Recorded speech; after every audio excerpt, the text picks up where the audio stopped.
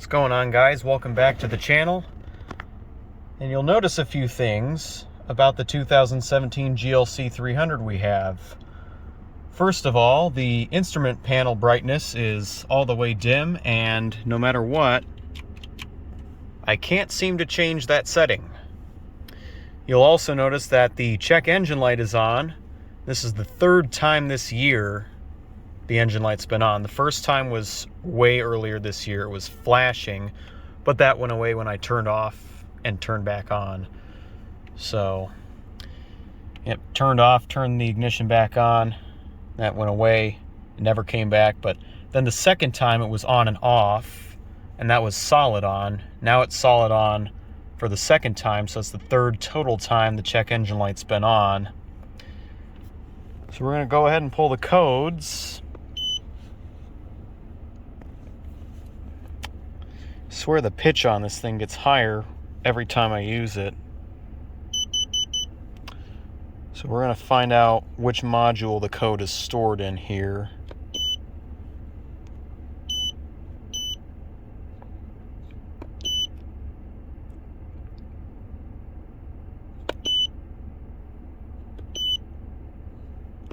Okay, wrong module.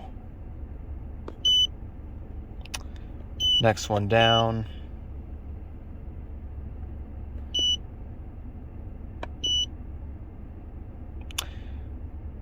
Okay, invalid data received from body control module A. I'll have to look that one up. You'll also notice that it doesn't read the exterior temperature anymore. So I'm thinking we have an electrical fault somewhere. So I'm going to take this in since it's still under warranty. It's not under warranty for long, but it still is, and that's all that matters. Alright, so as you guys saw from the previous clip, the panel brightness was dim and the temperature was not showing, but everything seems to be working now. Now, last time I started this, the engine light was still on. So what happened was I was coming home from dinner. I start the car. First thing I notice from the remote start was that the instrument panel was dim. But I get in the car, turn on the ignition. I also noticed that the temperature was not showing. But shortly after starting the engine is when I saw that the check engine light came on. So I was just thinking, man, why is the engine light back on? This is the third time it's been on this year. So we're going to start it up and see. Moment of truth. Okay, now it's off. Super weird. Well, hopefully when I take it in on Friday, they won't think nothing's wrong with the car, because it feels kind of silly bringing the car to the dealer only for them to say nothing's wrong with it. Alright, so I decided to hook up the scanner, and as you can see, the yellow light's on, which means there is a code stored in the system. So if I just go back and look up the code, it should show that it's stored or permanent or pending.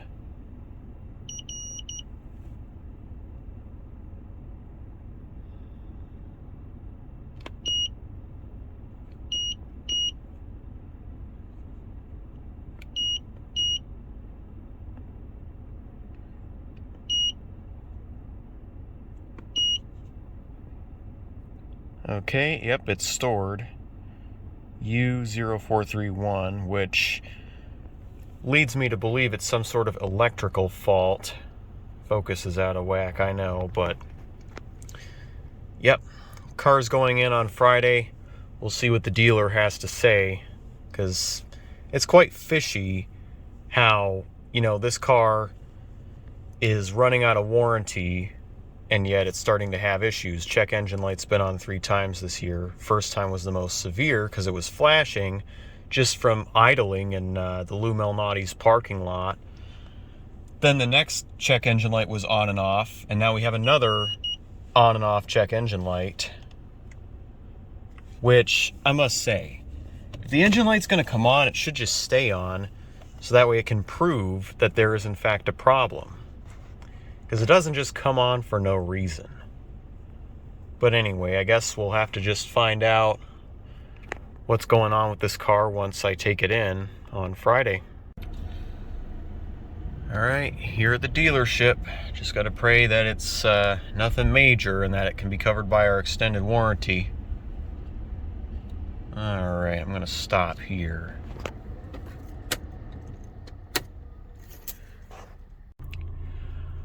Well, this is interesting. I thought I was going to get another GLB. Turns out I got a C300. And I'm not sure what model year this is yet. Oh, it says it right here on the sticker. It's a 2021. So, it's a couple years old.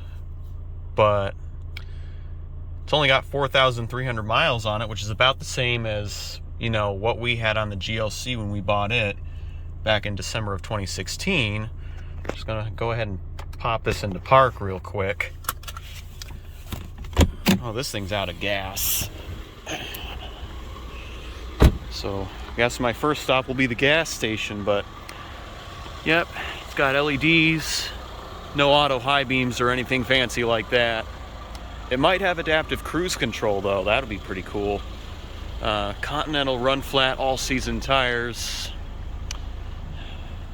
This thing is filthy, but it's a nice vehicle, I'm not gonna lie.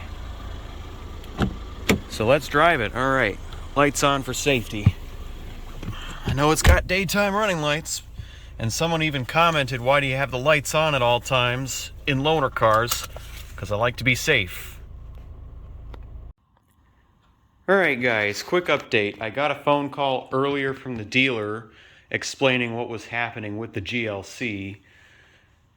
Now you notice that this C300 is the same color as our GLC, which is coincidental because this is the C-Class and we have the C-Class of SUVs. It looks pretty nice, although this particular one looks very dirty, like it's been sitting outside and hasn't been cleaned in a few days. But I would imagine that Mercedes-Benz of St. Charles will give this a car wash. So as for what's going on with our GLC, I got off the phone with the dealer earlier and they said, as far as with the check engine light, what's causing that is something to do with the oil system. I forgot exactly what it was, but the total cost of repair is going to be $1,050, and I'm not sure if that includes labor. So if that doesn't include labor, I would imagine this bill is going to be at least $2,000, much like I prophesized for last time, you know, when I was at the dealer. But thankfully that ended up being only $1,700, and I say only because, you know, Mercedes repair bills are going to be expensive, but $1,700 is a lot cheaper than over $2,000. Because, oh yeah, that brings me to my next point. So remember how I said the car was still under warranty earlier? Turns out it's not. And that is why the dealer was not going to cover the last repair that was causing the check engine light to be on. That was because we were just a few days out of warranty, but they goodwilled it. They were nice to us. They covered that and they cut our bill in half. However, this time that's not the case. So we pretty much got gypped on our warranty. So when you buy a certified pre-owned Mercedes, I guess, you know, if it's like a year old or not even a year old and it's certified pre-owned, like a used loaner car, then the warranty is shortened by 1 year from the original manufacturer's warranty, which for a GLC is 5 years or 60,000 miles. However, we only got 4 years of a standard warranty and then 1 year of a CPO warranty, which expired in August of this year, because the original warranty expired in August of 2020. And I'm just thinking to myself, Well, color me flustered. We got this car in December of 2016. We should have had a warranty until December of 2020 in that case. Well, the car was manufactured in July. I'm not exactly sure, when car warranties start, if it's from the day they're shipped to a dealer or if it's from the day somebody purchases a car. Because in this case, our GLC was an ex-loaner car when it was up in Maine. But yeah, I mean, that part's unfortunate, so it's not going to be covered under warranty. It is going to be expensive. In fact, my father's looking into having the GLC serviced elsewhere in the future to save on repair bills, repair costs, and whatnot. Now, I'm not sure if that GLC is ever going to see a dealer again after Monday when I get it back, because this is going to be another one of those repairs that will take over the weekend. So I'll have to drop this car back off at the dealer after work on Monday morning. So that'll be fun. Now, I also noticed this down here. I'm not really sure if that's oil or anything close to it. I'm hoping it's just crap that got accumulated from a wet day and then it just drizzled off the tires or the wheel well. I'm pretty sure it's that because I didn't see any signs of any leaks, so we're good there. Notice this does have the douchey emblem that comes out from the door when you open it. But anyway, that's beside the point. We've got only 4,400 miles on the clock. And I must say, I love this instrument cluster. I wish we had it on our GLC, but then again, our GLC was never offered with a digital instrument cluster at the time because it was a pre-facelift.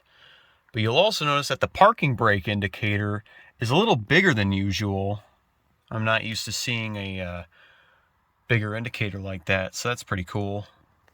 It's got the gesture controls on the steering wheel, so I can actually control this screen from the steering wheel rather than having to put my hand here, so that's really nice. There are a few other things I like about the facelift C and GLC class versus our GLC, which is not facelifted. Whenever you change a drive mode, the auto start stop will not re-engage. So on our GLC, if you go between Eco, Comfort, and Sport, auto start stop re-engages. And that's kind of why I don't like to change drive modes, especially when I'm stopped. Because if I don't want the engine to shut off, and then I go change it into sport mode or whatever, bam, engine stops. So I'm definitely glad Mercedes improved on that. So Mercedes-Benz executives, if you're watching this video, props to you. I appreciate it. But anyway, that's it for this video. I'll make another one when I pick up the GLC on Monday or whatever, however long they need the car for to work on it. Also, I had them check the front brakes again, and amazingly enough, they still aren't needing replacement, but I guarantee they will need to be replaced next year. So that's it for now. I'm definitely glad it's oil related rather than an electrical fault. An electrical fault would definitely be a lot more money because it would be tedious to find and then replace. Because obviously, electrical fault can be caused by one of many things. It could be as simple as a kinked wire, in which case a new wiring harness for that particular area where the kink is would have to be ordered. That is still pretty expensive because it's a Mercedes, but it could also be something as major as a computer needing to be replaced. That is a lot more expensive. I am so glad it's not an electrical fault like I had suspected. But then again, this just goes to show that the check engine light does not come on for no reason. Because if it comes on, there's definitely something wrong somewhere, and usually only the professionals can find out exactly what. So I'm glad we were able to take this to the dealer, even though it is going to cost us money, to be able to have that looked at, because keeping the cars in tip-top shape is something I value. It keeps us safe on the road and breakdown free. It's called preventative maintenance, and a lot of people, well, they're not fortunate enough to do preventative maintenance even on cars that don't cost a lot of money to fix. So yeah, hope you guys had a happy Thanksgiving. I will be getting the car back on Monday, and I'll update you guys then. Leave a thumbs up if you enjoyed. Peace out till next time.